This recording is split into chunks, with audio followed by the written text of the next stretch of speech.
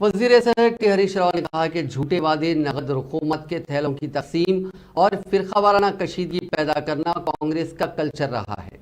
मंचिरियाल के मौजूद दोनहांडा में पिथनपल्ली लिफ्ट इरिगेशन स्कीम और 33/11 केवी बरकी सब स्टेशन का हफ्ते को संगे बुनियाद रखने के बाद मुनक़दा तकरीब को मुखातिब करते हुए उन्होंने कहा कि कांग्रेस कर्नाटका से लाई हुई रकूमत तकसीम करते हुए तेलंगाना में हुसूल इख्तिदार के लिए दिन के ख्वाब देख रही है। उन्होंने कहा कि तेलंगाना में कांग्रेस के बरसर इख्तिदार आने पर फिरका वाराना तशद्दुद और कर्फ्यू रोज का मामूल बन जाएंगे। మన చెన్నూరు మున్సిపాలిటీలో ఎన్నో అభివృద్ధి కార్యక్రమాలకు 55 కోట్లతో ఇప్పుడే శంకుస్థాపన చేసి ఇక్కడికి వచ్చాం.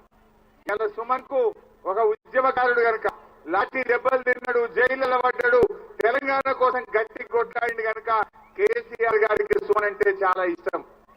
కేసీఆర్ గారు సుమన్ ఏది అడిగినా మరి నేనైనా కేటీఆర్ గారైనా కేసీఆర్ గారైనా ఈ కేబినెట్ లో ఎవరైనా సుమన్ అన్నా మా చెన్నూరుకి ఇది కావాలంటే కాదనకుండా చేసేటువంటి ఒక మంచి నాయకుడు మీరు సుమన్. ఒక ఉద్యమకారుడు కనుక మా చెయ్యి బట్టి పని చేయించుకునే సత్తా ఉంటుంది. అసలు ఇది జరుగుతాయా? వెనుకటన్న చెన్నూరుకు ఒక మంత్రి వచ్చినా ఈ ప్రాంతాన్ని పట్టించుకున్నారా? మీరే ఆలోచించండి.